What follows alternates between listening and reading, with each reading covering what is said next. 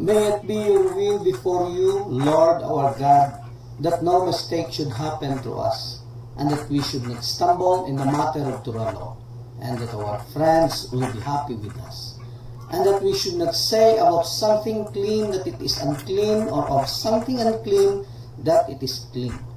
Nor should our friends stumble in the matter of Turalo, and we will be happy with them. For the Lord will give wisdom, from his mouth comes knowledge and understanding. Uncover our eyes, and we will see wonders from your Torah. Blessed are you, Lord our God, King of the universe. May the words of my mouth and meditation of my heart be acceptable before you, Lord, my rock and my redeemer.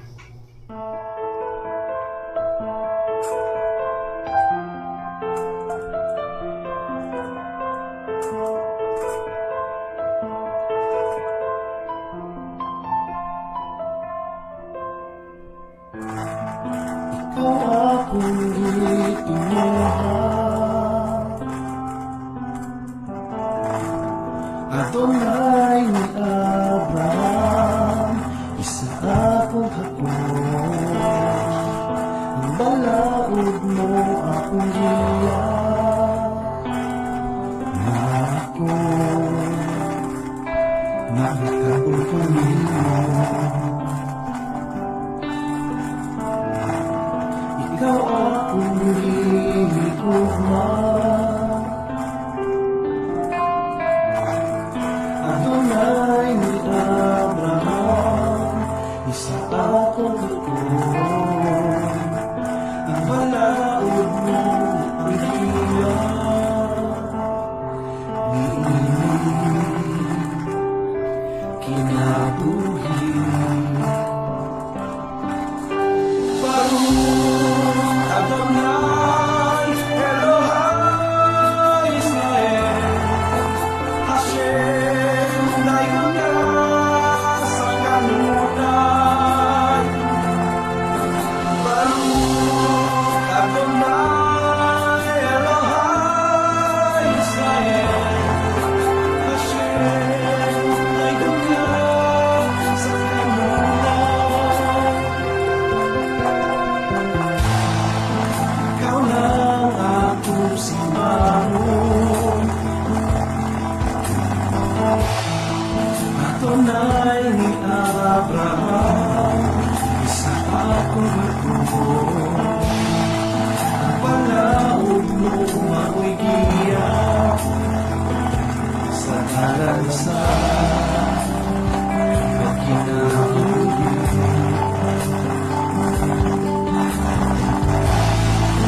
Ikaw lang akong yukuhan, Adonai ni Abraham, isa akong hapon. Panay na Diyos kanino, ikaw lang, ikaw Hashem. Baruch Adonai Elohai Israel, Hashem dayon ka sa kanunan. Baruch Adonai Elohai Israel, Hashem dayon ka sa kanunan.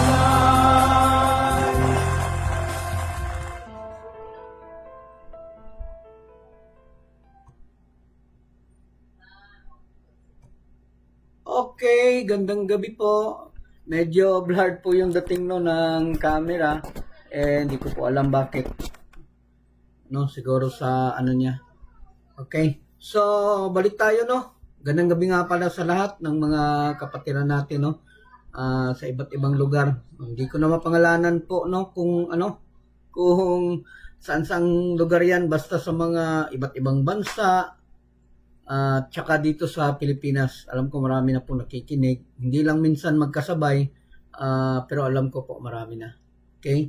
So, hopefully, enjoy nyo po yung mga mga topic natin kasi diretso-diretso po to from Exodus 1 papunta po yan dun sa panahon ni Moshe wherein kung maaari po ubusin po natin yung buong Exodus, no, kung saan para maintindihan talaga natin kung ano nangyayari, hindi po tayo ma-blind no ng mga ibang nag-aaral din ng Torah. Okay, so be attentive po, no. Magtanong lang kayo kung may mga tanong kayo, open po ako. Tsaka enjoy lang po sa pakikinig ng Torah. Okay, dito po tayo, no, sa Exodus chapter 1, 9 to 10. So kita nyo, no, grabe yung pag-aaral natin kasi yung isang chapter 5 to 8 ilang araw, tapos ngayon 9 to 10 ilang araw din kaya to. Kasi inaano talaga natin bawat side, yung pwede pag-usapan na may relasyon dito sa topic, iniisa-isa po talaga natin. So yan po ang totoong pag-aaral ng Torah. Hopefully, maintindihan po ninyo, no? So dito po sa Exodus 1, 910, medyo malaki po yung pag-uusapan natin kasi may mga, ano po dito, bali mataas po yung verse. So sabi po dun ng verse, He said to His people. So kung iintindihin po natin yan, yung he na yan is actually Hashem. Kapag ka to His people, ang ibig sabihin po niyan is yung Israel po. So behold, the people, the children of Israel. So ano daw? The people, the children of Israel. So they are talking, when we say the people, that is actually po singular. Kasi it pertains all of Israel. So pag sinabi pong the children of Israel, meaning po it is in the plural form. Kaya yung kasunod is more numerous. More numerous and stronger than we. So ang nagsabi po nito is actually is yung mga taga-Egypt.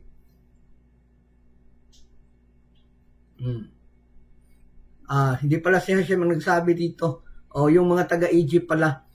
Sabi niya, He said to His people. So ang sinabihan ni Egypt nito is yung mga tauhan niya.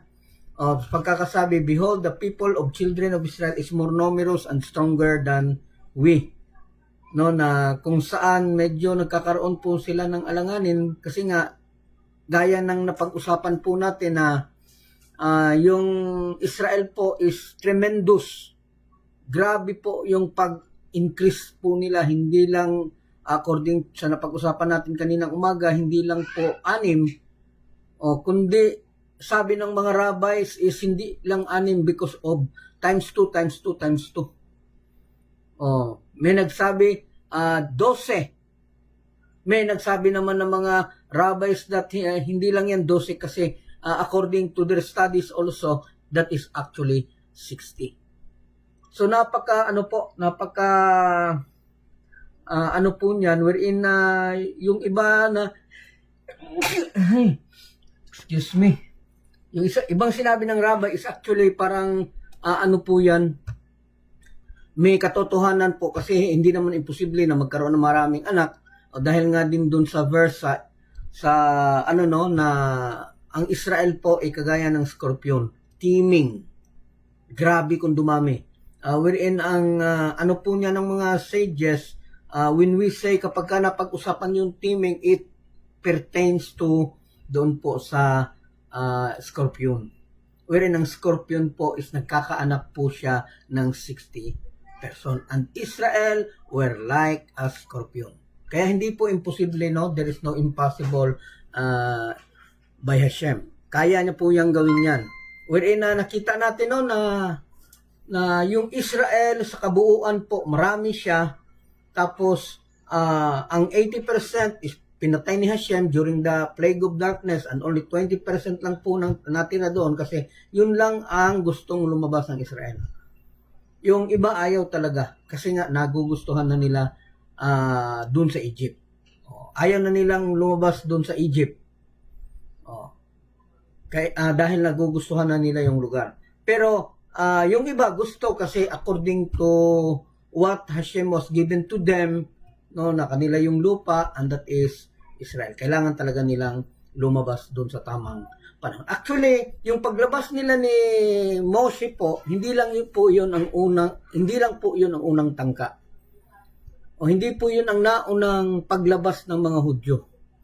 O for info po, 30 years before, no, nakalabas talaga sila doon sa Egypt, may lumabas na po na mga tao po sa labas. And that is actually from the tribe of Reuben. From the tribe of Reuben. Ang lumabas sa kanila is actually more than 30,000 nakatao ang lumabas. O nag-attempt sila na lumabas, kaya lang paglabas nila, andun po yung Amalekites nakaharang.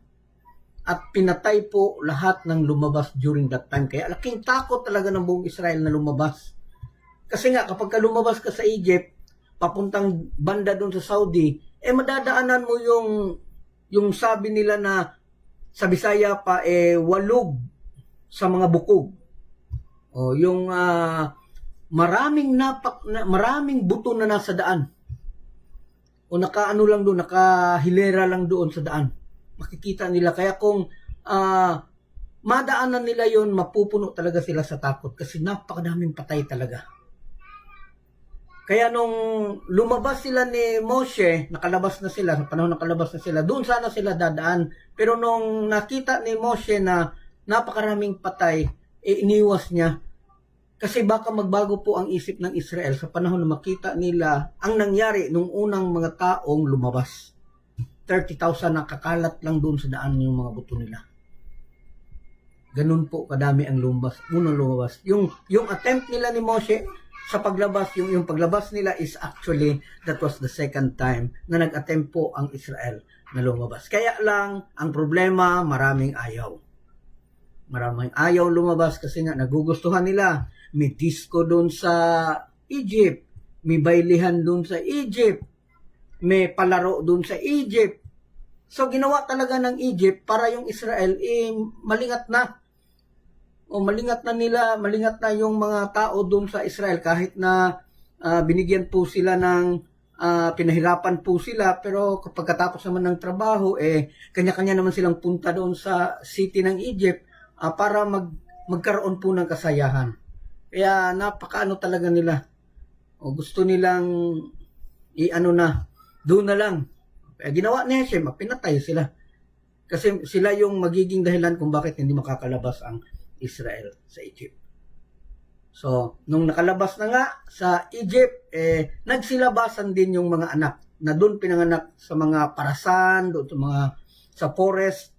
Sumabay yun, kaya umabot po ng 3,600,000 Jews ang naandoon na humarap doon sa Mount Sinai. So, dito pagkakasabi, behold, the people of Israel, the children of Israel is more numerous and stronger than we. So, ang Egypt po ang may sabi nito na mas malakas pa kaysa kanila ang Israel. So, nung sinabi na he said to his people, sabi po ng Midrash that he was first offer na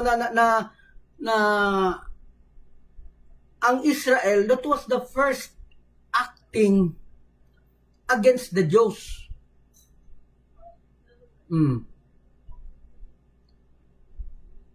Ito po yung malakihan ba na nagkaroon ng attempt na para lumabas. Kaya nung malaman ng Egypt na lalabas sila, may tangkang paglabas talaga na halos sila lahat lalabas at posible pa na marami ang sasama, pinahirapan sila lalo. They are striking first. Kaya sinabi ni Hashem doon sa mga tao niya, sa mga anak niya, na he was stricken and into you and your people and of all your servant will the frogs ascend. So napakatalinghaga po ng verse 2 na hindi natin yan basta-basta maiintindihan kung bakit nasabi yan. Oh. Hindi nung ang Egypt, di pala ang Hashem, yung Egypt na kung saan nagtangka ng lumabas, sinabi ni Egypt doon sa mga tao niya na kailangan silang pasakitan at sila ay pahirapan para mas lalo silang maghirap. Mas lalo silang maghirap. Kasi gaya ng isang biyahe po, no, na ako experience ko man talaga mag-travel kasi yung Manila tsaka Davao parang kusina ko lang 'yan. O Cebu, Davao, kusina ko lang 'yan. Zamboanga, actually kailangan po ng 22 hours niyan. O pero kusina ko lang 'yan. So, itong experience dito, no, kapag andun ka sa hirap, mahirap talaga mag-travel. Kapag ka napuno ka sa problema, iisipin mo, may naiwan kaya na pagkain doon sa bahay, may ano kaya, may pambayad kaya sa tuition yung mga anak. Oh. So, mahirap po mag-travel pag ganyan. Oh. Yung Israel naman, binigyan sila ng problema para magdalawang isip sila ba kung tutuloy ba sila o hindi. Kasi doon sa Egypt, abunda sila sa pagkain. Marami po silang pagkain doon. Pero doon sa paglabas nila, hindi nila alam na may free meal pala doon. Ang sa kanila lang kasi, para lang lumabas, para ma-out from the bondage, o para lang makalabas sila sa pag-enslave sa kanila ng Egypt. Yun lang ang iniisip ng mga tao. Hindi nila naisip na ang Hashem ang nagpalabas sa kanila, ang Hashem ang bahala sa kanila.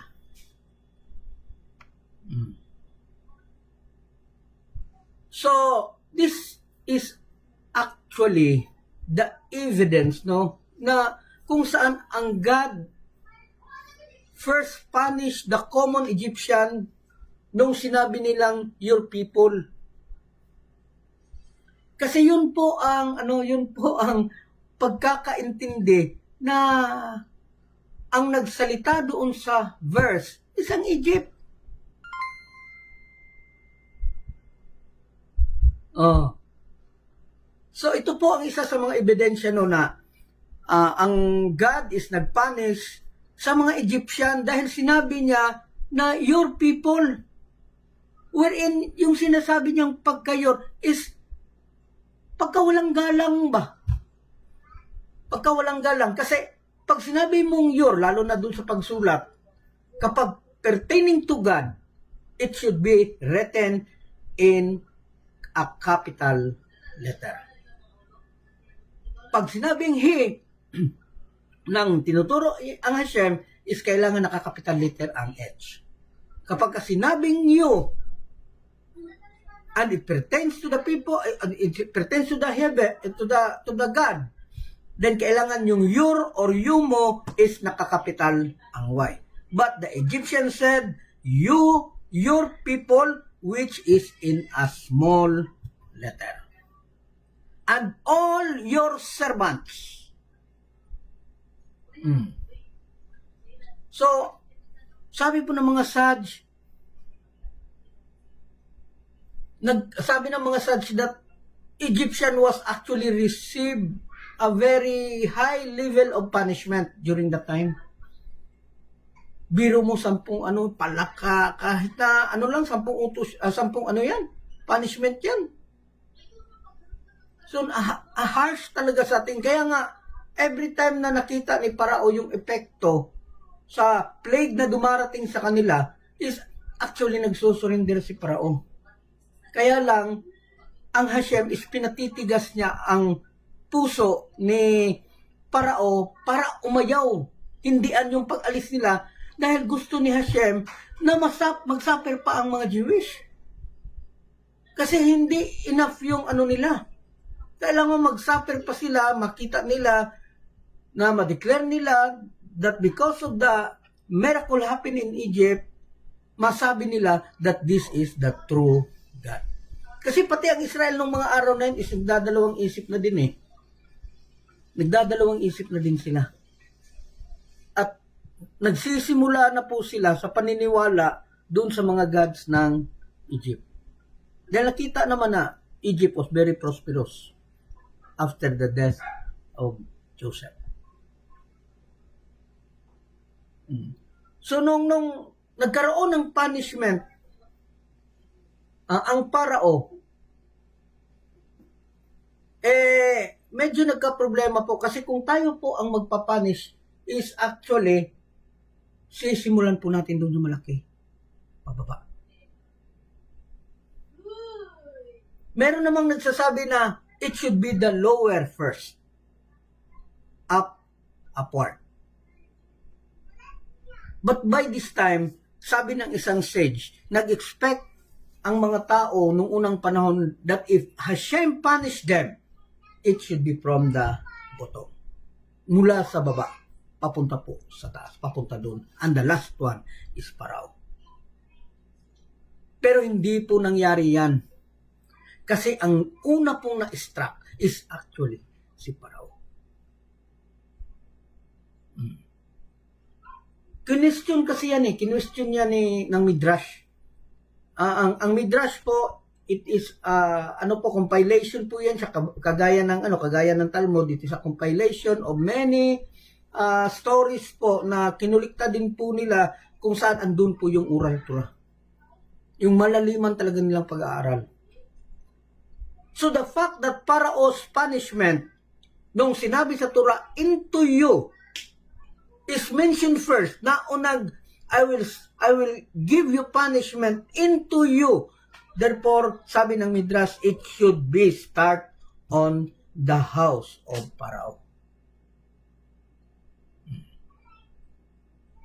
Because Parao was the first to suggest action against the Jews.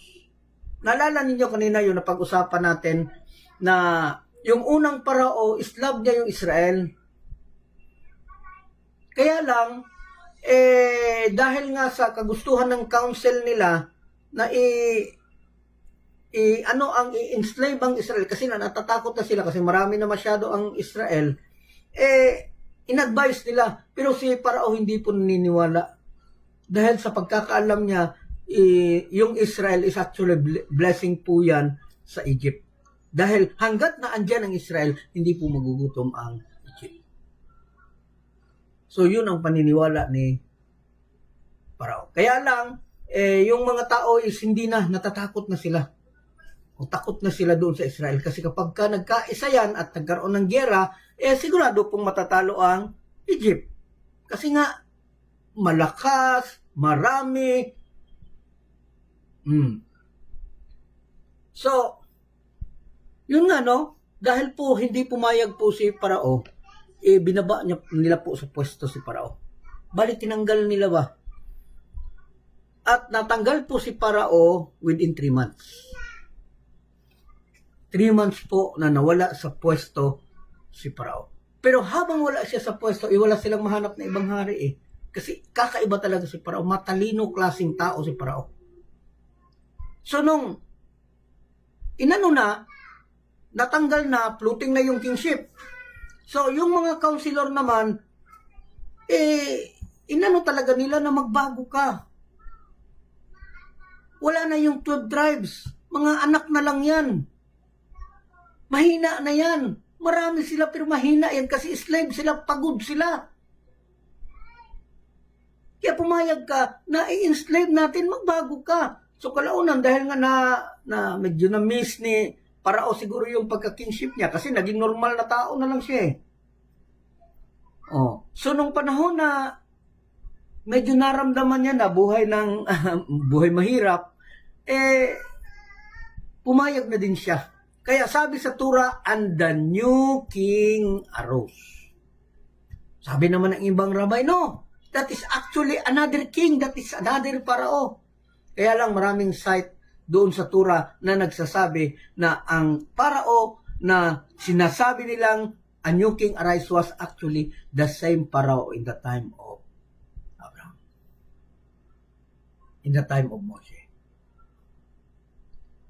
So, yun nga, bale, nag-change style lang siya. Kaya sabi doon sa Torah, and the new Parao arose. Kaya hopefully, naintindihan po natin, no? Dito po tayo, baka may mga tanong. Lalo na sa tanong kanina, pwede po kayo magtanong. Okay, check po tayo, no? Kung may mga tanong na ba. Okay, may gabi itanan. Good evening po lahat. Okay. So far, wala pa pong tanong, no?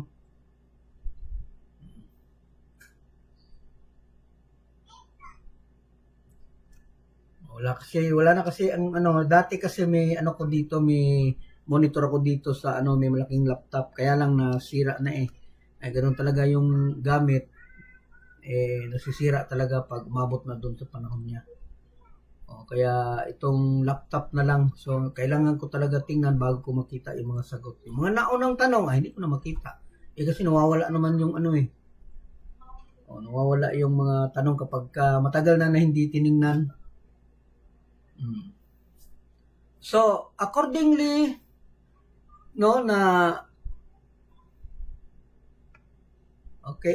according to the rabbis, the reason Parao was punished first is that he was consistently the first to refuse Moses' message from God commanding him to allow Israel to leave.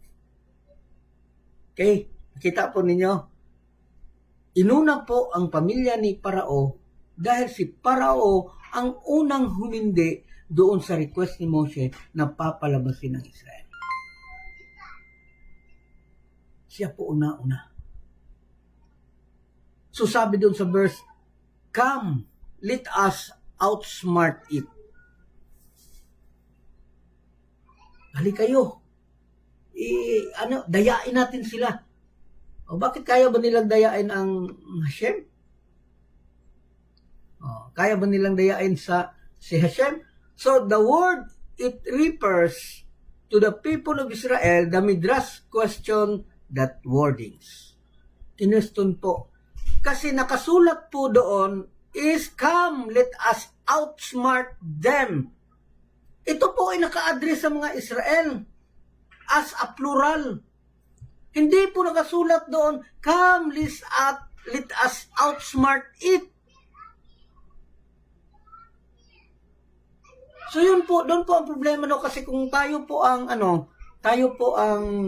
titingin po talaga, medyo magkakaano po tayo kasi hindi tayo mahilig mag-isip doon sa sinasabi. So, the scripture, kailangan niyang gamitin ang plural form kasi when it comes to people, kapag people lang ang sinabi, it pertains to a singular form. As a whole ng Israel. So, singular siya. Pero kung titingnan natin po ang entire passage, the people of Israel are described in the singular. So, the Midrash is seeking an explanation, bakit po singular ang nakasulat? Samantalang ang dami-dami nila. Ang Midrash mismo ang nag-question yan. Kaya sinagot ni Rabbi Kamabar, Rabbi Kanina, mga sikat po ito ng mga rabbi during the Talmud time. Mga sikat po to sila. So sabi doon ni Rabbi Kamabar, Rabbi Kanina, is, come, let us outsmart him. So magkaiba po yung pagkakaintindi nila doon sa pagkakasulat po. Kasi depende po yan, kasi ang nakalagay po sa Hebrew is law. Doon naman sa other version is lahim. Plural. Pero sabi ni Rabbi Barkana said that law. Come, let us outsmart him, which actually, ang nagsabi po niyan is si Parao at ang sinabihan niya na i-outsmart nila na lipaton ba? Bali sa pinakadaling maintindihan is dadayain nila is not Israel, but the God Himself. Sila yung dadayain. Kasi may nakita sila sa paraan sa punishment ni Hashem. May nakita ang Egypt ba? That this actually proves that even idolaters were actually knowledgeable of what was really happening. Napaka ano po. Oh. So, kapag ka sinabi po sa scripture, and the scripture uses the singular para po maalud doon sa God, it uses singular throughout the entire passage. So, kapag ka nasimulan po yan ng singular po yan lahat, basta kapag yung nasulat po is naka-address doon, patungkol doon kay God, naka-address kay God, nasa singular form po yan siya. Referring to the singular of the people, to the people, than rather plural form, children of Israel. Kasi pag sinabing the children of Israel, it is in the plural form. Pero pag sinabing people, it pertains the whole people of Israel. Therefore, isa lang yung pinag-uusapan, Israel, and it is written in the singular form. So, kailangan pala talaga din natin mag-aral ng grammar, no? O kasi kapag ganito ang nakasulat, hindi talaga natin maintindihan. English yan eh. English yan. So, wala tayo masyadong kundi sumunod na lang kung paano sinabi. So, kung kulang ka din sa grammar, medyo mahirapan po tayo na intindihan itong mga bagay po na to. Okay, may mga tanong na po, no? Okay. So far, dito tayo sa baba, no? Walang mga tanong doon sa taas, okay? Rachel Banlasan, from Cebu. Totoo po ba na ang parao sa Joseph, the dreamer, isang inano? Okay, hindi po. Sino may sabi na inano yan siya? Hindi po inano si ano. Malaking tao po si parao. Malaking tao po siya. In fact nga, kung titingnan natin doon sa actual history nila, parang taga dito lang ang mga Egyptian. At parang taga dito lang ang mga Israelites. Malaking tao po si parao. At napakatalino kasi linguistic. Alam niya po kung paano intindihin at paano magsalita ng 70 languages. Sa ating panahon ngayon, wala pong makakapagsalita ng ganyan 70 languages. May mga tao na may alam na 4, 3, may 4, may 5. O yung anak ko na si Shera, 6 nga ni ang alam. Kasi kung saan na siya nakapunta eh. Tapos lahat ng mga nadaanan niya, alam niya na yung lingwahe. So, pero wala pong nakaabot sa panahon po natin ngayon na nakaabot ng 70 languages ang alam ko paano ano. So, kapag kaganyan po na 70 language din, napakasikat mo na tao siguro. Okay, Neil Adlawan, wala din namang nasulat sa Torah na namatay yung lumang parao. Kahit sa oral, wala siguro. Yes, actually, wala po. Kung titingnan po natin one by one yung mga verse niya, actually, is para lang siya nagpahinga. Kasi nga, tinanggal siya ng mga counselor niya. Kasi ang gusto ng counselor, ipatayin ang Israel. Paalisin ang Israel through enslavement. Kaya nga, maraming utos na kailangan ko ng 300 child para ipaligo. Araw-araw yan para ipaligo kasi may tsaraat siya. So, the same yung paraon na yan is the same sa paraon sa panahon ni Abraham. Wherein nagkaroon ng tsaraat si parao dahil sa pagbigay niya ng hindi magandang salita doon kay Abraham sa panahon na nalaman niya na si Sarah asawa pala ni Abraham. So, ayun, nagkasakit siya na umabot pa talaga sa punto na nakita ng mga sorcerer niya, ng mga witch niya, na kailangan niyang pumatay ng 300 children. Araw-araw po yan.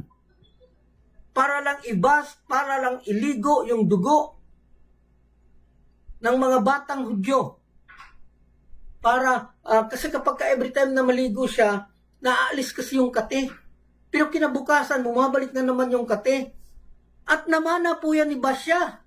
Diba, sinabi ko kanina, namana ni Basya yung sakit na Parao.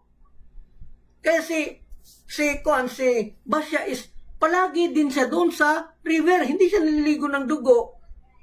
Pero andun siya sa river, palaging naglilinis sa balat niya. Kasi meron na din siyang sangla. Nagsasangla na siya. Kaya nung makita niya ang batang si Mose na nakalutang, naawa siya at inabot niya. Hindi niya akalain na maabot talaga niya. Nakalayo-layo yun. Na parang naging elastic yung kamay niya ba? Naabot niya yung sinasakyan ni Mose para lumutang siya. So naabot niya. So hindi niya napansin na humaba yung paa niya, yung kamay niya. Ang napansin niya is ang balat niya nawala sa panahon na nahawakan niya yung basket. So binitawan niya, nagulat kasi siya kasi bumalik sa 20 years old yung balat niya. Na bumalik na sa ano pa napakakinis. So nung bitawan niya, nawala, bumalik sa sangla. Nung hawakan niya, nawala ang sangla.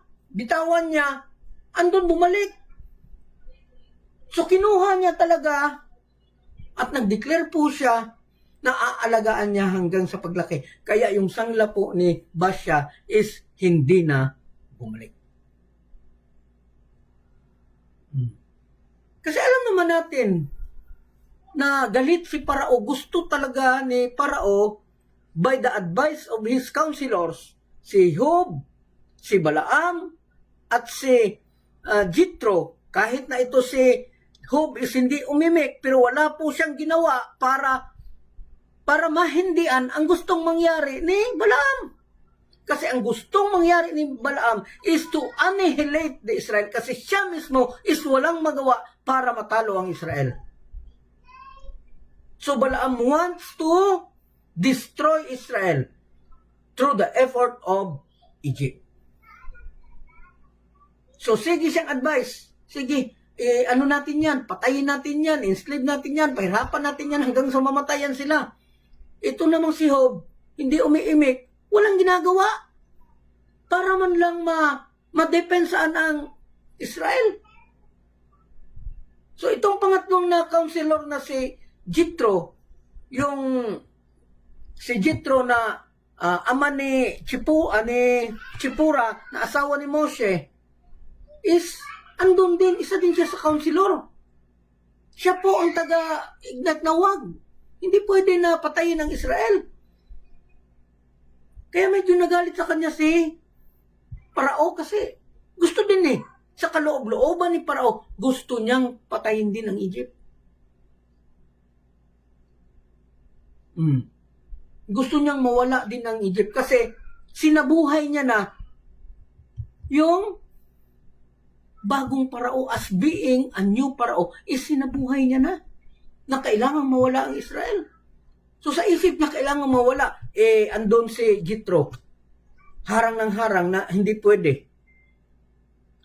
Sana naman yung pagharang ni Jethro natulungan ni Job kasi he is a righteous person si Job. Walang ginawa si Job.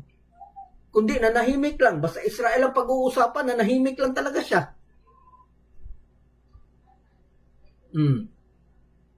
So actually Yitzhak bin Uwano, napakaganda ng tanong mo okay, sabi ni Yitzhak Uwano, ilang taon pala sa Parao kasi panahon pa ni Abraham hanggang kay Mose. Okay, hindi po natin makwenta ang kay Parao, pero ang kay Abraham po makwenta po natin hanggang sa paglabas nila sa Egypt. That was 400 years. Hindi naman nakapagtataka nung araw na matataas yung buhay nila. Nakaabot nga ng 967 si Metusela, 930 si Abraham, si Noah 950, at marami pang iba. May umabot ng 500, 600. So marami pong mahabang buhay. So hindi po imposible kang parao na umabot siya ng 400 years. Hindi po yan imposible kasi mahaba. Lalo na si parao is medyo masarap yung pagkain, tapos marami siyang gamot. Siguro. So, mahaba talaga yung buhay niya. Ano lang dahil dun sa verse na nung sinabi na and the new king arose. Sabi ng mga sages, actually, hindi yan, nagpahinga lang yan siya. Hindi yan siya is isang bagong king. Hindi yan siya bagong king, kundi yan din yan ang king. Kasi nga, isa sa patunay dyan is yung tsaraat, yung leprosy niya. Siya ro naman, kung may bagong king, leprosy pa din ang pipiliin ng Egypt. Di ba? So kung titingnan natin, si Parao during the time of Abraham na nag-abduct sa kanila para dakpin si Sarah para gawing asawa ni Parao was actually the same Parao in the time of Moshe. Namatay lang si Parao doon sa Ninibe kasi naging hari pa si Parao doon sa Ninibe during in the time of Prophet Jonah. Hopefully nakita niyo po yung nakita niyo po yung sequence. Kay John Lopez from Taguig. Yung sino sa tatlong advisor or counselor ni Parao ang may negative advice? Actually, he was Prophet Balaam. Si Balaam po ang kada advice niya, wala siyang ibang advice. Patayin ang Israel. Annihilate the people of Israel. So wala pong ginawa ding opposite. Wala na, hindi mo makitaan ang pag-upos si Job. Hindi mo nakitaan ang pag-upos. Kaya nagkaroon siya ng punishment from Hashem. Pinayagan ni Hashem na mamatay ang buong pamilya niya, mamatay yung asawa niya, where in fact, actually, kung titingnan talaga natin sa istorya, sa asawa ni Job, hindi din matatawaran ang righteousness ng asawa. Hindi matatawaran. Okay, kwento ko sa inyo bakit naging masama ang mukha ng babae doon sa Torah, doon sa pagkakasulat. May kwento kasi yan Ang asawa, ganito yan kapag yung husband gani righteous, automatic po yan ang asawa righteous. Kasi ang asawa po ang nagtutulak sa husband nila para maging righteous. Kasi kung wicked ang asawa, tapos ang husband righteous, paano yan sila? Hindi yan sila magtatagal kasi the Torah said, kailangan po yang hiwalayan. Ayon dun sa Torah, kapag kayong babae is hindi sumusunod sa Torah, dapat po yang hiwalayan. Kasi hindrance yan siya sa isang lalaki sa pag-aaral ng Torah. Kaya ang rule po ng isang babae, mapakasalan man siya o hindi, is kailangan ang husband nila itulak nila sa pag-aaral ng Torah. Kasi yun talaga ang rules ng babae. So, kung titingnan po natin si Job, yung buhay ni Job, si Job po ay righteous. Yung asawa naman, according to story dun sa asawa niya, is also a righteous. Bakit naman siya nagmukhang masama doon sa mukha ng Torah, sa nasulat doon sa Book of Job? Kasi siya ang nagsabi na ganyan ba yung God mo? Ginawa niya yan sa'yo, pasakitan, ako pa sa'yo, i-curse mo yung God mo. Na isa po sa naging dahilan bakit si Job is actually nakapagsalita talaga na hindi maganda kay Hashem. So, paano makita ang righteousness ni pasensya na po dyan sa Lazarno, hindi po ako pwedeng sumagot ng kasi nasa live ako. Mga tao talaga, So, yun nga paano makikita yung asawa ni Job na righteous? Ganito po kasi ang nangyari. Nung magkasakit na po ang mga anak ni, nung namatay na, is hindi po agad yan nalibing. Kasi si Job is actually, nagkaroon siya ng bisita, 3, mga anghel. So busy si Job sa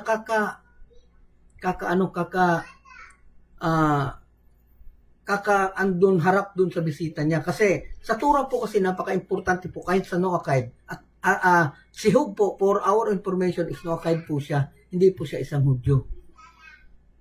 Galing po siya dyan sa Saudi Arabia.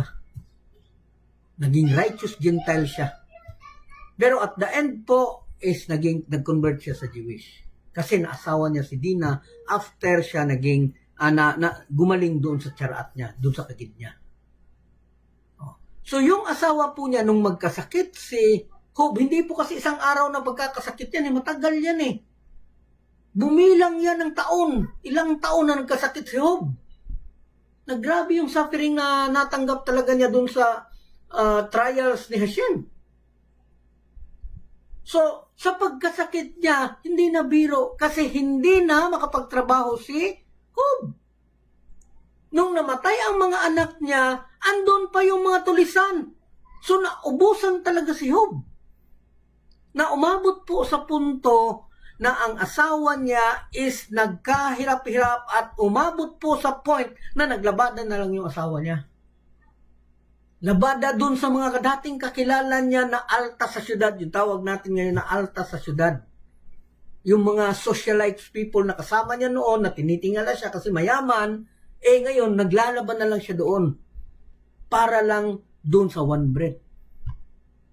Tapos yung one bread na yon is hindi niya pa kinakain kasi dinadala niya doon kay Job. So, araw-araw po ginagawa. Umabot po sa point na nagguna na lang. Yung nagtatanggal ng mga damo, nagpapabayad doon sa mga tao, yung bahay, na may-ari ng bahay, magsasabi doon sa asawa ni Job na, oy, pakiano na lang nito, pakitanggal yung mga damo. Ano niya lang yun, katulong niya lang yun nung araw.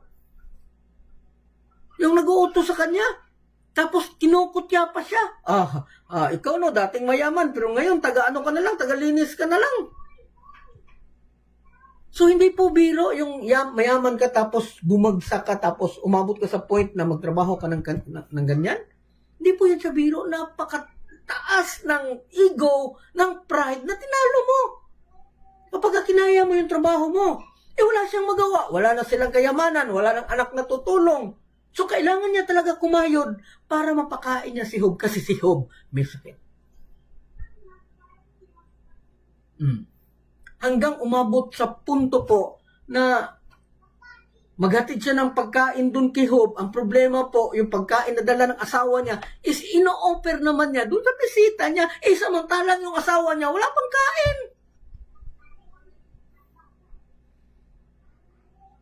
So, nagpapasensya. Hanggang sa umabot sa point nga na siguro sa language po natin medyo nabuisit na din kaya nakapagsabi ng ganun. Although kasalanan 'yon.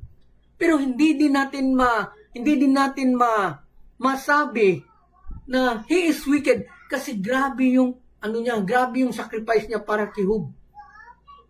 Napakaano po yung sacrifice niya para kay Job. Napakataas din po ng sacrifice niya. Hanggang sa sinabihan siya ni Job na sinabi niya sa asawa niya, yung babae, sinabihan niya si Job kasi nangangamoy na yung mga patay na anak hindi na ilibing. Sinong lalapit sa kanila, puro na sila. Wala na silang maibayad doon sa mga utos nila. Hindi pa na ilibing.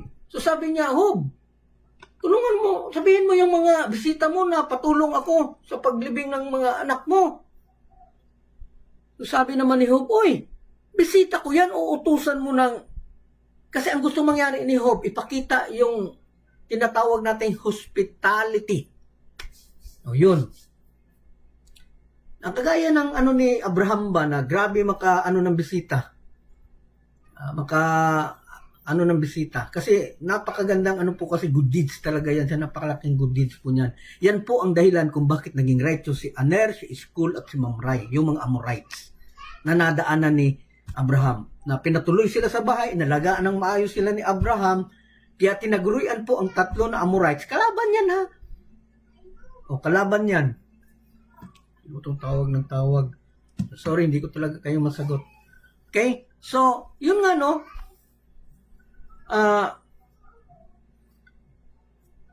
hanggang sa umabot na gusto nang ilibing ng asawa si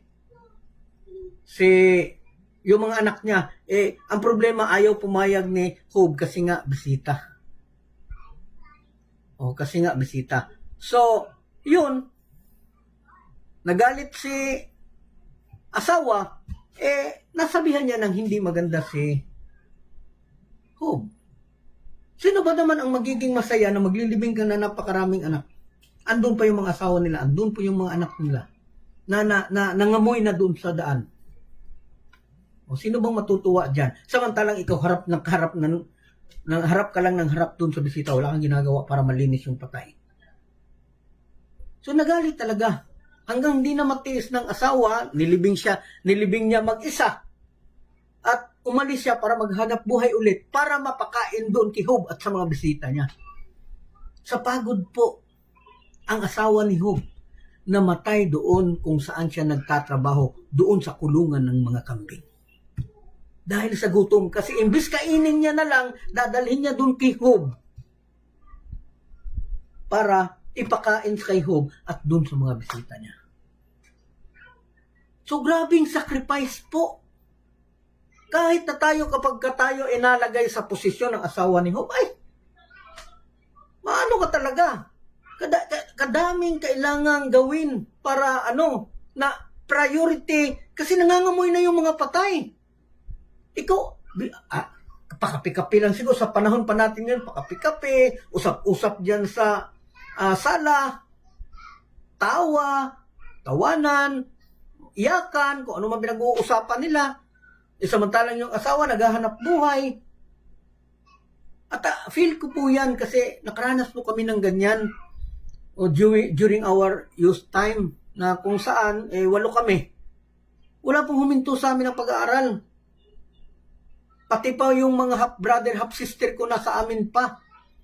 Mama ko lang isa nagtatrabaho habang yung papa ko, nagme-mensahe doon kung kani-kanino, tapos sinasabi na maliligtas kayo, hindi kami naligtas sa physical kasi wala kami makain. So, medyo may talaga kami, may galit kami. Kasi nagkandahirap talaga, nakita namin yung hirap ni mama.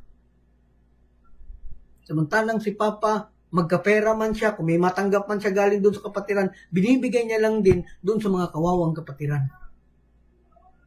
Pag alis niya, ang dala niya lagay. Pag uwi niya, ang dala niya din lagay. So, ganun po ang naranasan sa asawa ni Job. Kaya, nung namatay ang asawa ni Job, actually, pinarangalan po siya ng mga tao taga roon. Kasi nakita nila ang paghihirap. Hindi biro ang maging mayaman, tapos bumagsak ka, tapos naging alila ka na lang sa ibang tao na alila mo noon, kinain niya talaga lahat ng pride niya, mabuhay niya lang si Job. Hindi napansin kasi ang istorya is nakapokus doon. Ngayon, sasabihin pa ng ibang rabbi that the book of Job that is actually a poem. Kaya nakipag-discuss talaga ako niyan doon sa rabbi ng Cebu. Kung para sa inyo parabulang si Job. Okay, 1 point. Isang tanong. Sino ang namatay sa panahon na pumasok ang 12 spies doon sa Kanaan? Iyon ang kinatatakutan ng 12 spies kasi ang nakita nila pagpasok nila sa Kanaan, ang mga taga-Kanaan libing ng libing. Marami silang inilibing. Isang buong araw talaga na naglibing, kaya natakot yung 12 tribes. Ganyan magipag-away ang Kanaan? Isang araw talaga, ganyan sila katapang, ang daming patay. Sino yung mga patay na yan?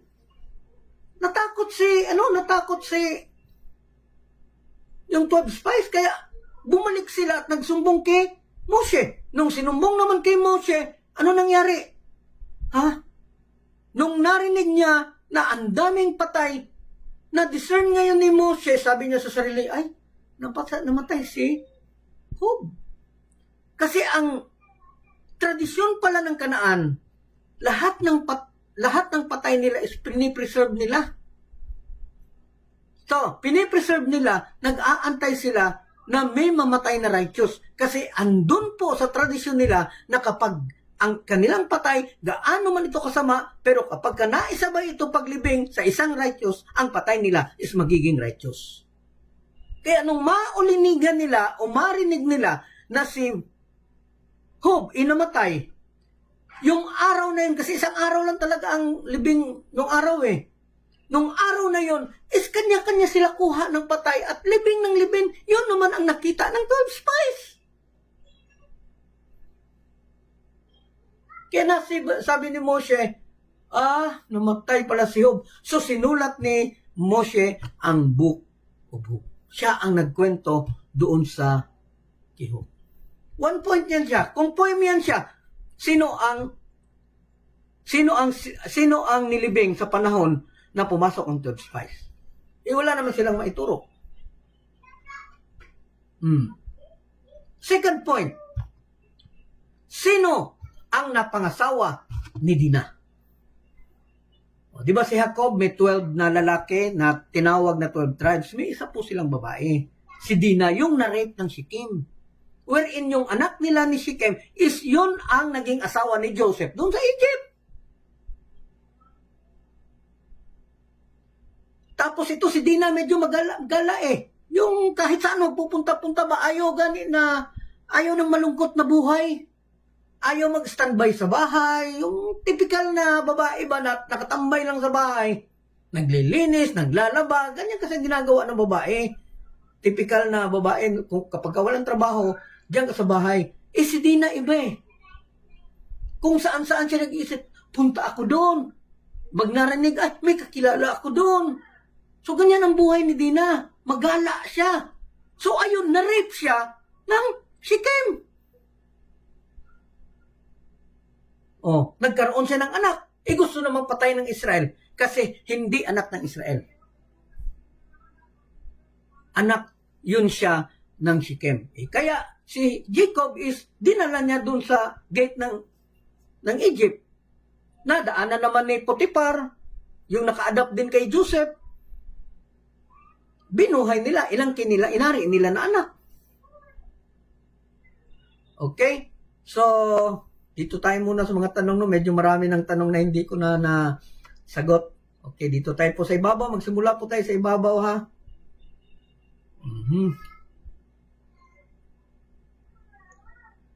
Okay. Yung 3 advices. So, dito tayo. Salamat po, John Lopez.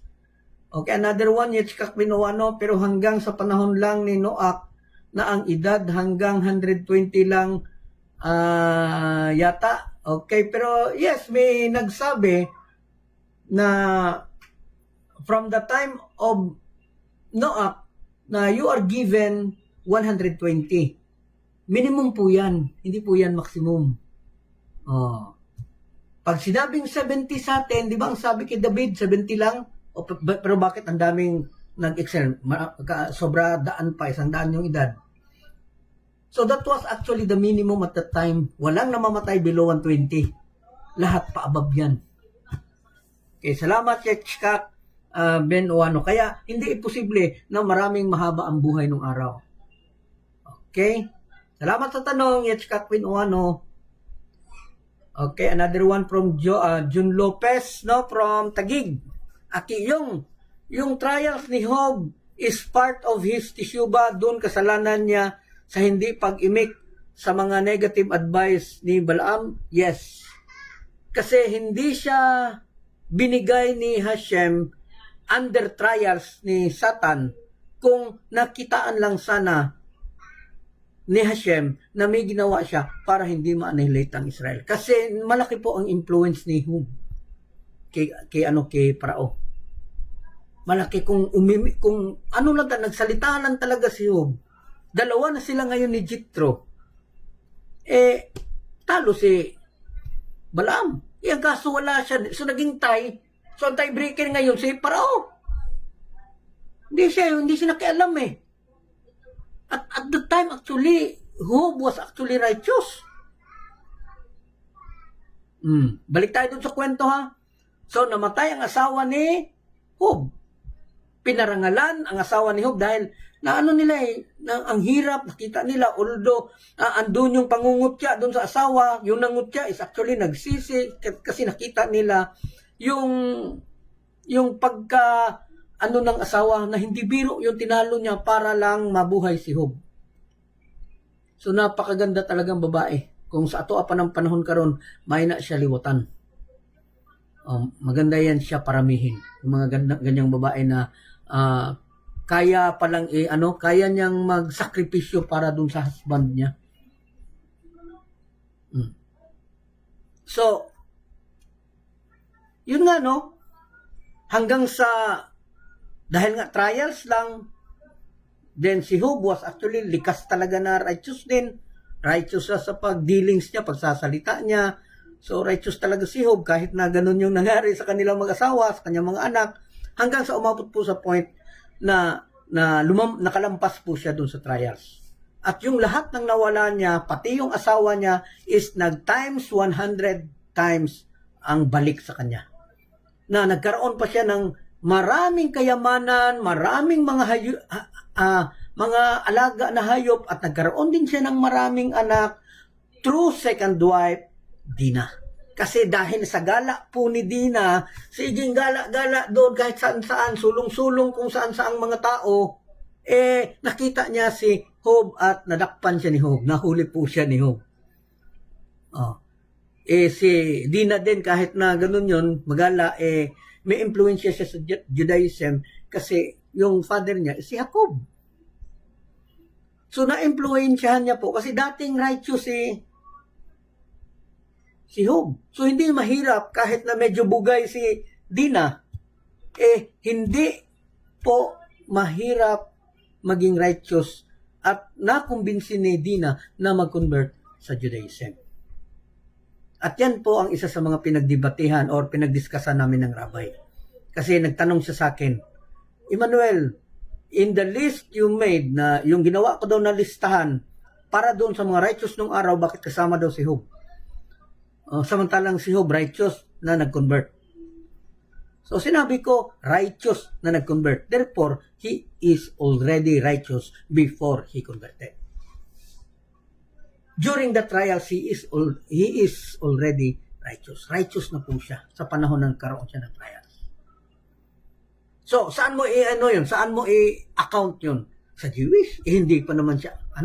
Kawawa naman kami. Lahat ng mga righteous na Noahide, gagawin ninyong Jewish. So, hindi na siya ma-account na Noahide kasi naging Jewish siya. Buti na lang din, hindi na umimik ang rabbi. Kasi totoo naman, kahit na hindi siya mag-convert, righteous pa din siya. Kasi dati siyang righteous. Kasi halos lahat ng mga righteous, mga tzadikim nung araw, is inaangkin, nag-convert. Samantalang, alam naman nila na dati ng righteous before nag-convert. So, hindi sila talaga nakakaimik dyan. Tapos, sasabihin nilang poem. Yung ibang rabbi naman, hindi. Especially the Chabad, hindi sila nagsasabi ng poem. May ibang rabbi sa Chabad na nagsasabi na poem. May ibang rabbi naman na hindi. Kasi maraming mga instances talaga na nakasali siya doon sa istorya sa istorya na ginawa ni Moshe.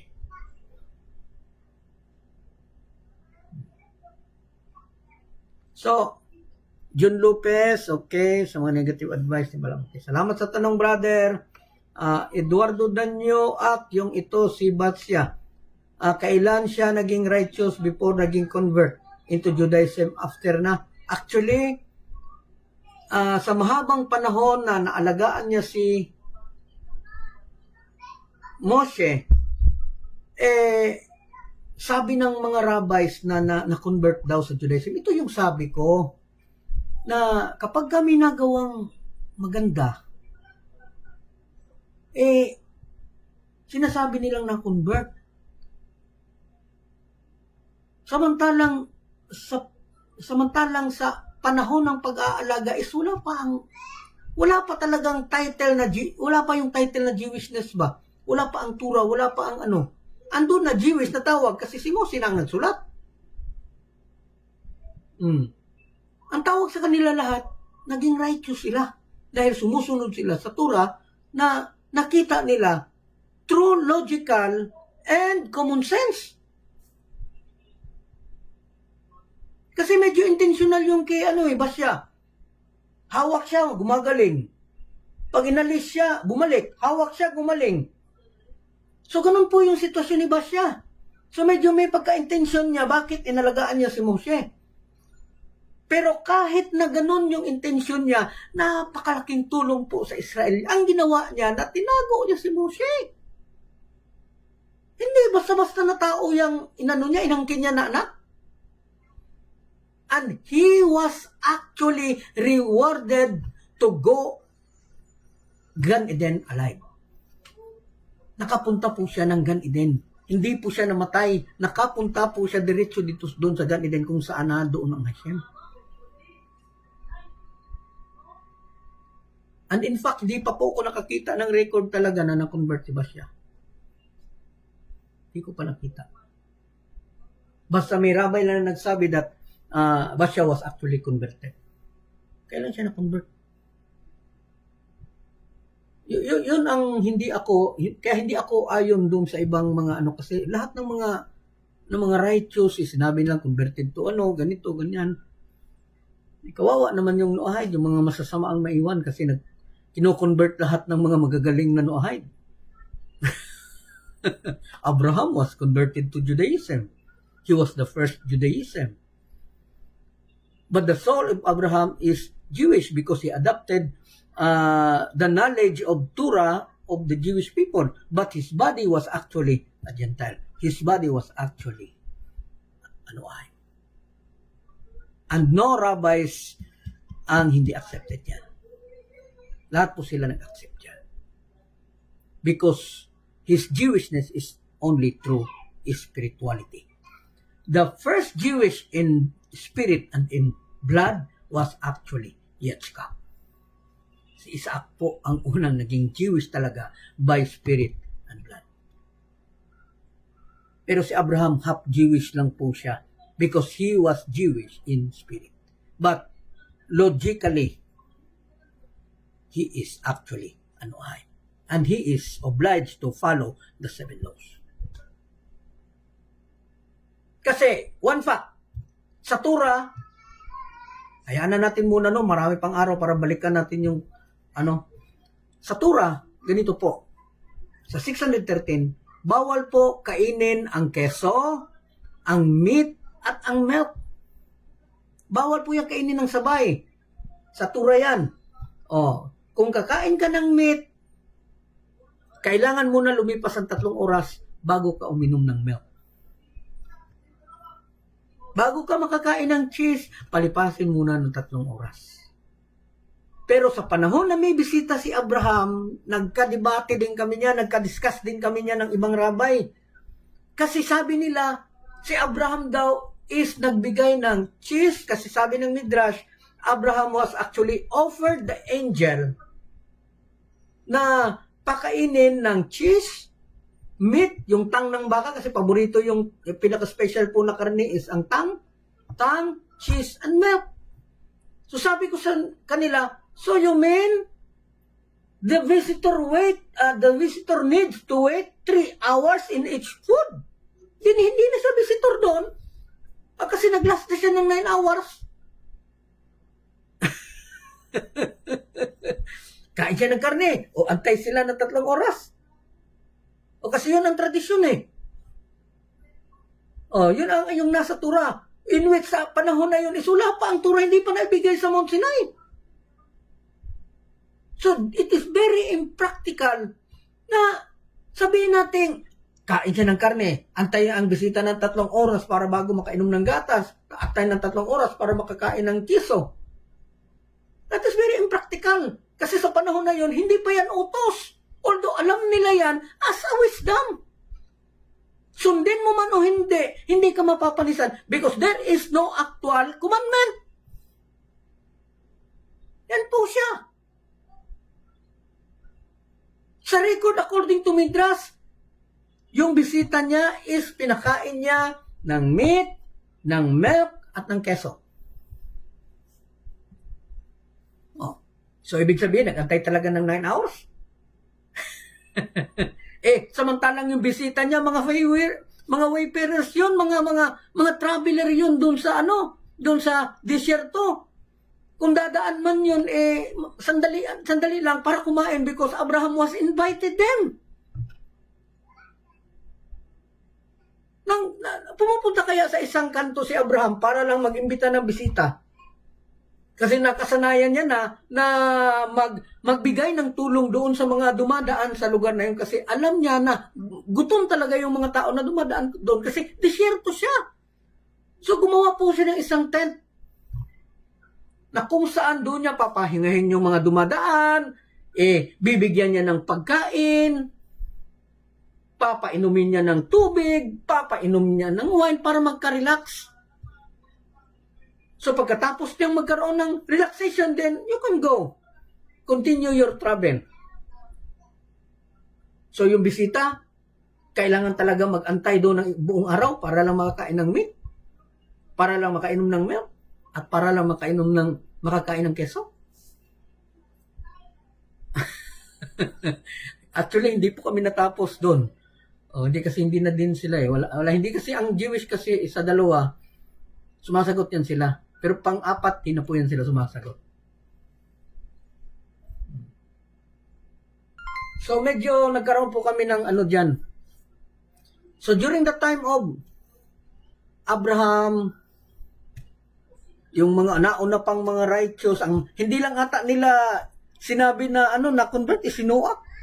Kasi sabi doon sa Torah, Noah is a righteous person in his generation. So in particular generation lang siya righteous kasi ayon doon sa mga Jewish na si Noah, pag tinabi kang Abraham, magmumukhang wicked si Noah.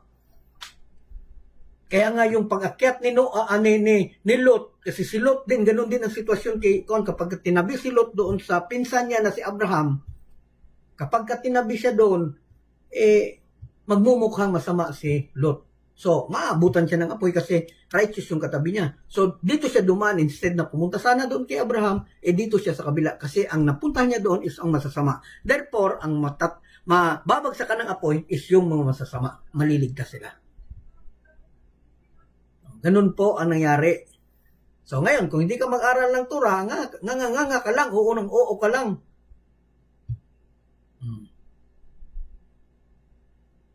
So, Jun Lopez, salamat dun sa tanong, kung trials ba ni Job is part dun sa tisyuba niya. Actually, nagtisyuba siya. After the angel appeared to him, nag-appear doon kasi sabi niya na kung ganito lang din ang nangyari, kung alam ko lang na ganito yung nangyari sa akin na magkakaroon lang ako ng uod, aanuhin lang ako ng asawa ko, sana hindi na ako pinanganak. So, yung angel nagpakita sa kanya. Saan ka? Para magkaroon ka ng karapatan magtanong kay Hashem, mag-question sa judgment ni Hashem, saan ka nung na-create ang heaven and earth? Wala siya. So, tayo po, isa po yan sa dahilan bakit hindi po tayo pwedeng mag-question sa judgment ni Hashem. Kung may hirap tayong matanggap din, so be it. It is part of our suffering. It is part of our rectification. But we cannot question the judgment of Hashem. Kasi we are not the witness during the time of the creation. Okay, salamat sa tanong, John Lopez. Eduardo Danyo from Karkar, Cebu. At itong si Basya, kailan naging righteous? Naging righteous po siya sa panahon na inalagaan niya na si Moshe. Na inangkin niyang anak, kaya hindi po napatay ni Parao. Walang kalam-alam si Parao na hindi pala yung anak ni Basya. Kasi inangkin na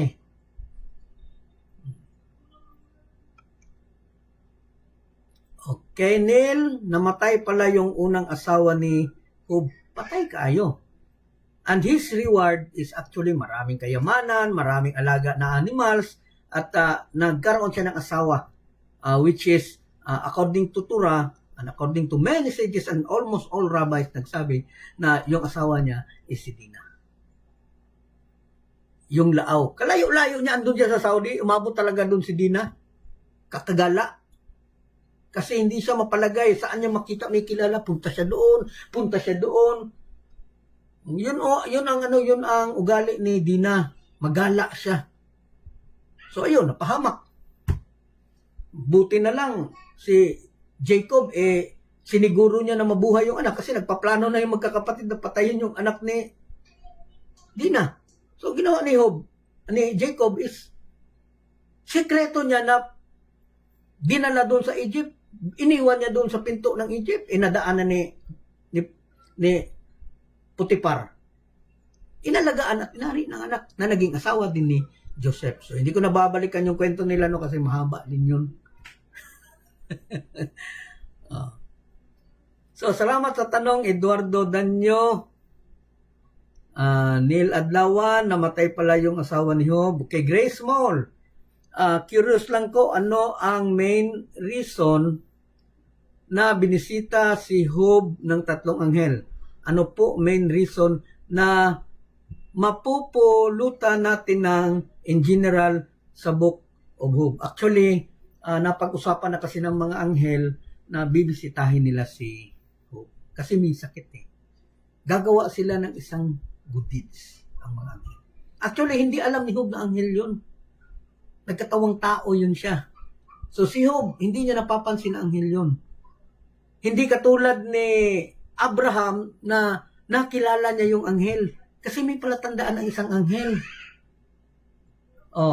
Ano palatandaan ng isang anghel? Na kapag nabisitaan ka. Kasi po ang anghel palaging nakasapatos. Palagi po yung nakasapatos. Isa din yan sa palatandaan doon ang palatandaan ng isang anghel, yung paa niya is buo, parang kabayo ba? Buo. Buo siya, parang kabayo. Ito namang mga demons, angel na medyo wicked, may palatandaan din. Ang palatandaan niyo po niya is ang paa po na kaganon. Parang manok ba? Parang manok. Parang manok ang paa. Ngayon, para hindi makita ng mga tao na demon siya, is kailangan niya magsapatos palagi.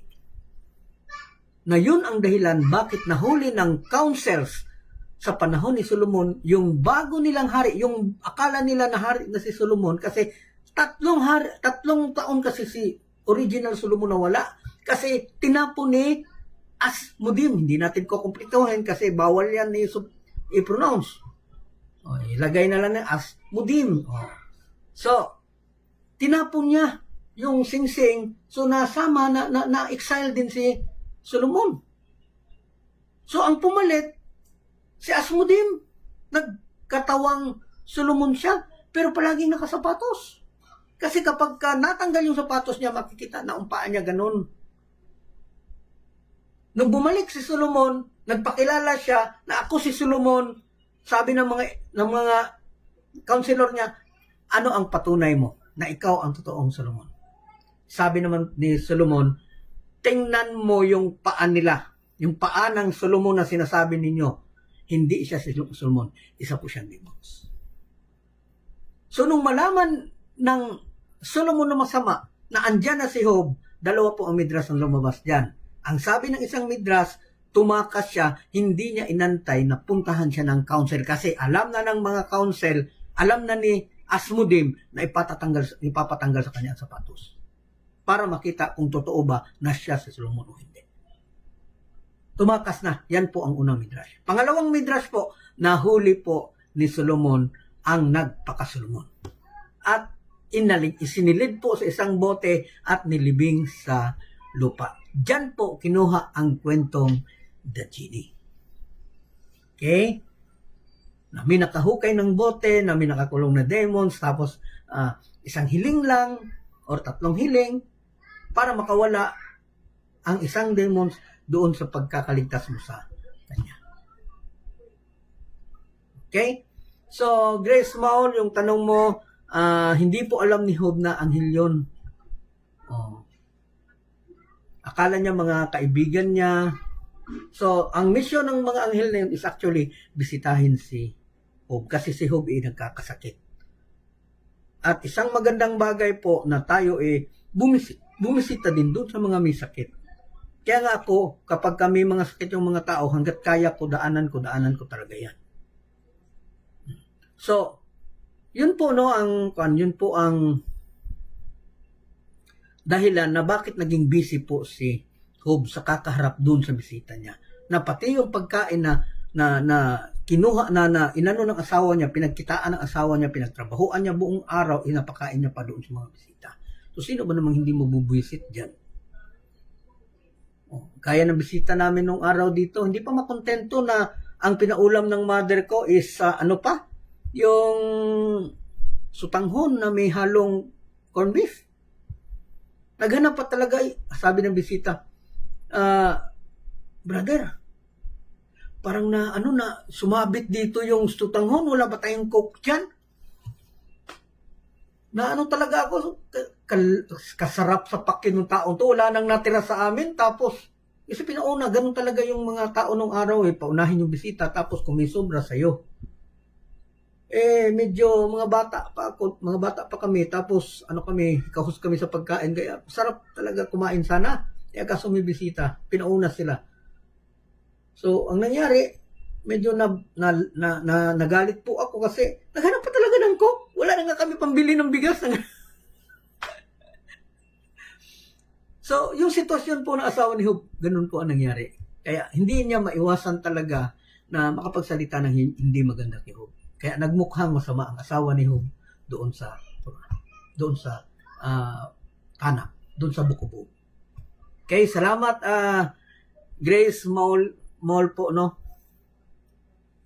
Then Jethro, the majority of sages in the Talmud actually argued that Job was a real historical figure, not only a parable.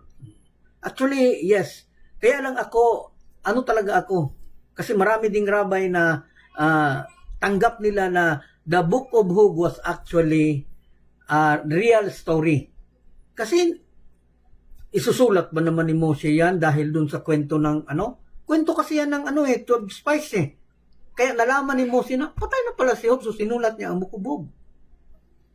Isusulat niya kaya kung hindi galing sa 12 spies yung kung hindi yun si Job ang namatay para makisabay ang mga taga-Kananay, sino yung namatay? So tanong ko sa rabbi, hindi din sila sumagot. So saan, ano pipiliin ko? Mas pipiliin kong yung mga rabbi na nagsasabi na si Job yun. Kasi wala ding masagot yung ibang rabbi, sino yun?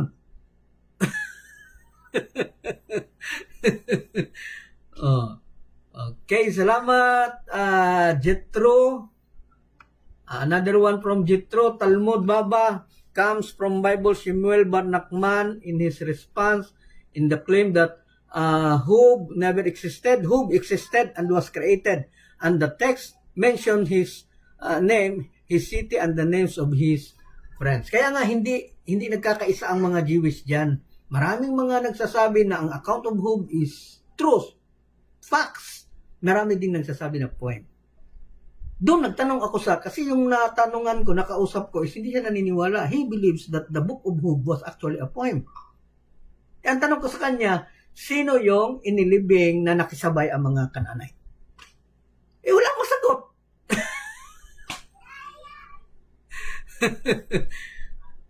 So, mas paniniwalaan ko na nagsabi na true yung story ni Job. Yung humindi, walang maisagot eh. Sino yung namatay? Yun man ang tanong. Kasi yun man ang nakita ng mga 12 spies. Kaya natatakot ang 12 spies pumasok doon sa Kanaan. Kasi ang daming patay. Mula umaga hanggang hapon, naglibing sila. So ganyan ba magpatayan ang mga taga-Kanaan? Ang tapang-tapang nila, ang lalaki-laki pa nila. So nanervyos yung ibang mga Natakot. So, napailing si Moses, namatay pala si Job. So, sinulat niya, Book of Job. Okay, salamat, Jethro. Then, another one,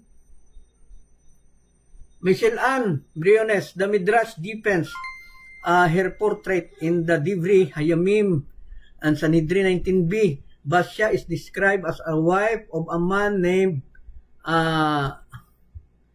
Meir. Okay, Kazal identify him as Caleb ben Yephone.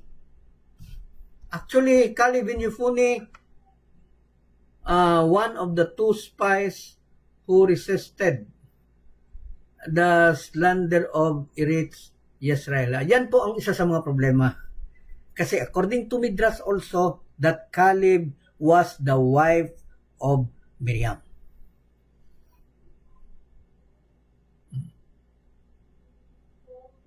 The wife of Miriam. Yung kapatid ni Moshe ba, na si Miriam, na nagkaroon din ng tsaraat, ang anak po nila, ang husband po niya, is si Caleb Yephone.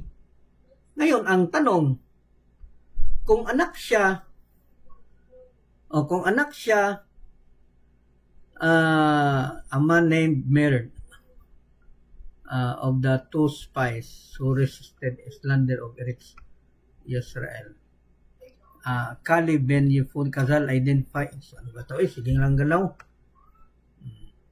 So, Kazal identify him as Caleb ben Yephone, one of the two spies who resisted the slander of Eretz Yisrael. Yes, actually, si Caleb ben Yephone was actually the husband of Miriam, no? Kasi ang kasama niya doon is si Joshua. Ang hindi nagdaya lang sa report nila is si Joshua lang at saka si Caleb. Yung 10 spies actually nagdaya sila. Na hindi nila pwedeng pasukin kasi nga marami silang mga hindi magandang sinabi doon para sa mga taga-ano. Okay? Yes, Kat Benuano, ngayon ko lang alam na ang kwento ni Aladdin sa bote. Bathsheba, okay, Michelle Ann, the Midrash Defense supported the Hayamim na the wife and the name Mir. Okay. Okay, Bathsheba. Ang asawa tapos ang anak nila is si Caleb. Possible. Possible yan. Okay, salamat Michelle Ann Briones. So, yun nga no. Oras naman. May bang tawag na nakabitin? Baka ano to. Okay, so bukas natin to ituloy no. Pakaganda ng kwentuhan natin. Okay, sana ba 'yon? Okay, lagyan ko lang Okay. Lagyan ko lang po ng konting palatandaan para bukas po hindi po ako magkahirap-hirap no sa kakahanap kung nasaan banda na po tayo.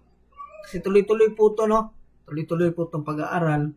Every time na may panahon po ako na mag-live, mag-live po tayo, tuloy-tuloy lang po to. Kaya lang, during Saturday, mag-iiba po ako ng topic, tsaka Sunday.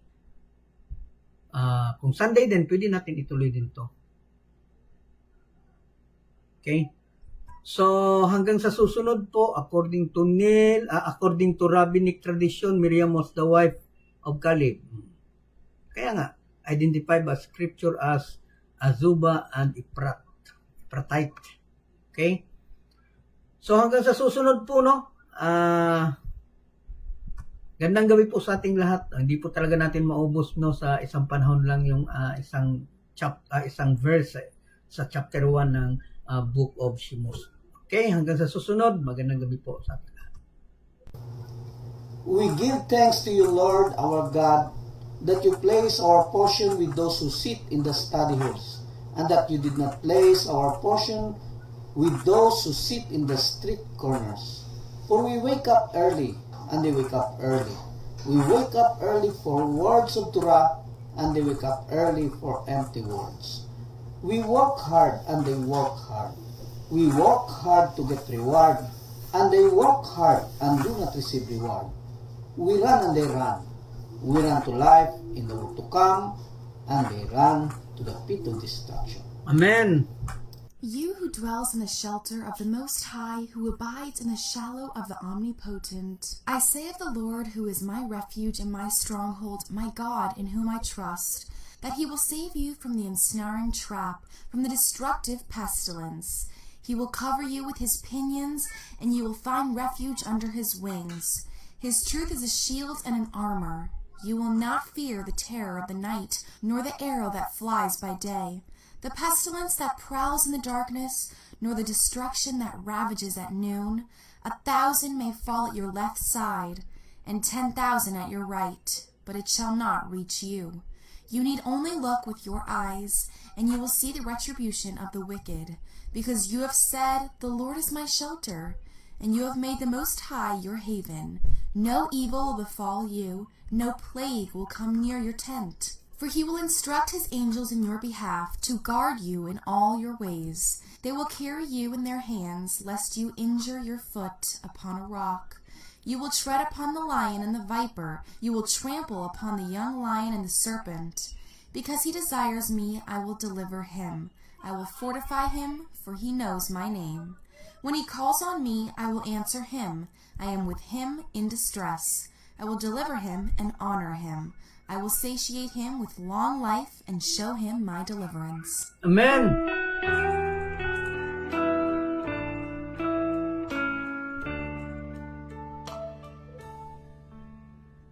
אחת שאלתי את אדוני, אותה אבקש.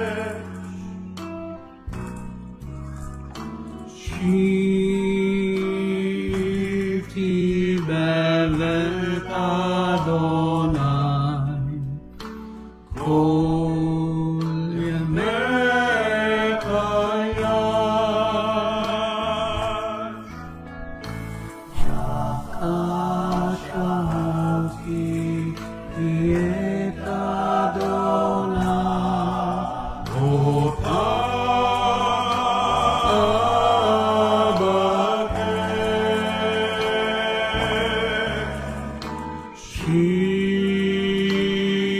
שבתי בבית אדוני כל ימי חיי. יחזור